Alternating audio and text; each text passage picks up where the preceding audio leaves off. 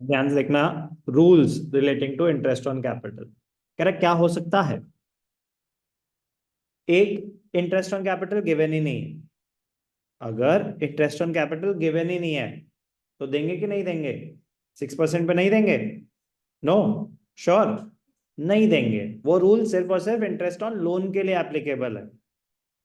तो case one, when the partnership deed does not exist, या तो पार्टनरशिप डीड ही नहीं है, या पार्टनरशिप डीड तो है but partnership deed does not provide for interest on capital, तो no interest on capital will be provided. Interest on capital is not allowed to the partners.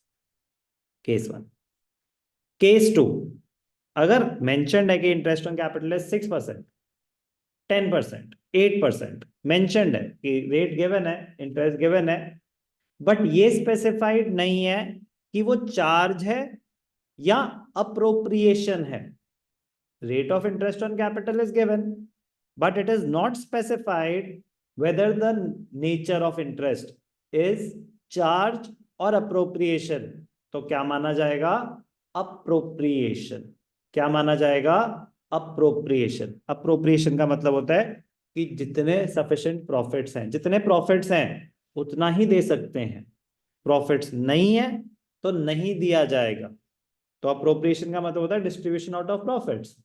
Profits हैं तो दे देंगे, नहीं है तो नहीं देंगे। बट ध्यान क्या देना है, यहाँ पे बड़े मजेदार एक सिचुएशन आएगी कि कह रहे जितने प्रॉफिट्स हैं उतने तो दे सकते हैं ना। कह रहा उतना अमाउंट आप यूज कर सकते हो, उससे ज्यादा नहीं। केस टू इंपॉर्टेंट है, सारे इंपॉर्टेंट है। Case two, when the partnership deed provides for interest on capital but is silent on whether interest is a charge or an appropriation. Interest on capital is accounted as appropriation of profit. Interest on capital is allowed only if there is profit. Interest on capital is allowed only if there is profit. अब यहाँ पे ना मतलब star लगा दिया, ध्यान से देखना वो कहना क्या चाहते हैं। एक्चुअल ये रूल है।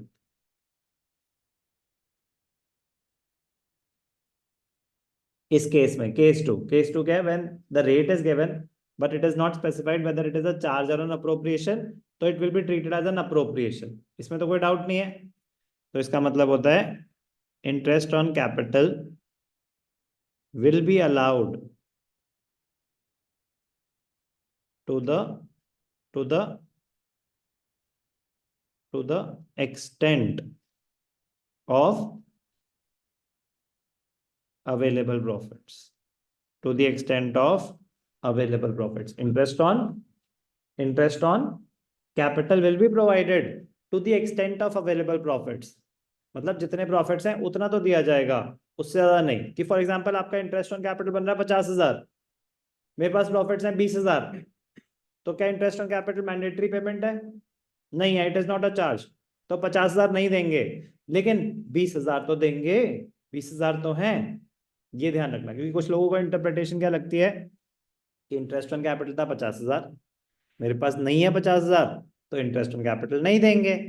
जो 20,000 के प्रॉफिट्स हैं वो प्रॉफिट शेयरिंग रेशियो में बांट देंगे। पर ऐसा नहीं है, जितने पैसे हैं वो ही इंटरेस्ट ऑन कैपिटल के हिसाब से बढ़ जाएंगे। 20,000 है, कोई बात नहीं, 20,000 बांट दो। कैसे, वो तो अभी सीखेंगे ना।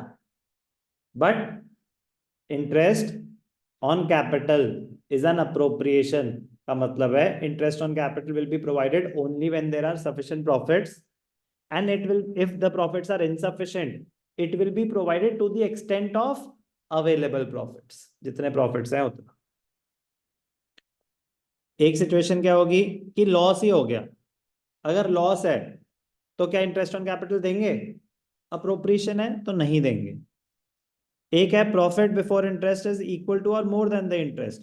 आपके इंटरेस्ट था 50,000, प्रॉफिट्स है 1,00,000, 2,00,000, एनीथिंग अबव द प्रॉफिट्स, और पूरे 50,000 भी हैं, तो पूरे 50,000 डिस्ट्रीब्यूट हो जाएंगे इंटरेस्ट ऑन कैपिटल के नाम से।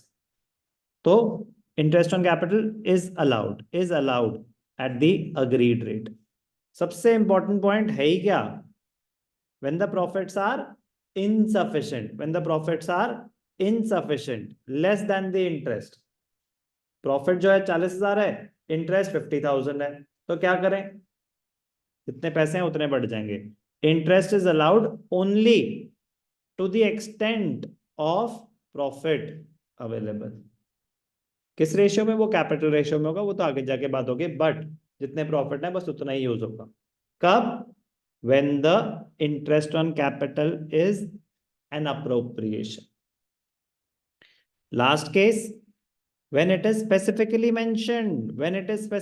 mentioned that interest on capital is a charge, मतलब ऐसे लिखा होगा कि interest on capital will be given to the partners even if it leads to a loss, तो ये implied होता है कि मतलब वो एक मैंडेटरी पेमेंट है कि भाई साहब हमें नहीं पता आपके पास पैसे हैं या नहीं है, ये पेमेंट करनी जरूरी है, जैसे बाकी सारी जरूरी है। एम्प्लॉइज की सैलरी, कोई भी जो पीएनएल अकाउंट में डेबिट आइटम्स हैं, वो सारे चार्ज अगेंस्ट प्रॉफिट्स ही होते हैं। तो if the question specifies that interest on capital is to be treated as a charge, तो इसका मतलब वो एक मैंडेटरी पेमेंट की तरह ट्रीट होगा, it will be given even if it leads to a loss। और एंट्री भी उसकी किसके थ्रू हो जाएगी, PNL appropriation to interest on capital नहीं होगी, profit and loss account debited to interest on capital हो जाएगी। ध्यान रखना, चार्ज है ना, तो जब चार्ज है तो फिर चार्ज की तरह ट्रीट करेंगे। बट सर हमने तो पढ़ा है interest on capital is appropriation. Yes, if nothing is specified it will always be treated as an appropriation, but when specific instructions are given in the question it is to be treated as a charge, it is to be provided even if it leads to a loss, तो charge ही माना जाएगा, और charge है तो फिर वो PNL account में ही आएगा। Interest on capital is allowed whether the firm has earned profit or incurred a loss। कोई डाउट? जर्नल एंट्रीज, अगर कैपिटल्स फिक्स्ड है तो interest on capital current account के थ्रू होगी, अगर कैपिटल्स फ्लक्चुएटिंग है तो interest on capital capital account के थ्रू होगी। इसमें कोई डाउट? ठीक है ना, ठीक है। वो भी आ ही जाएगा, जब चार्ज है तो क्या होगा, जब चार्ज है तो interest on capital profit and loss account के थ्रू दिया जाएगा। वो भी मैं क्वेश्चन कराऊंगा तो आपका सारा कवर हो जाएगा।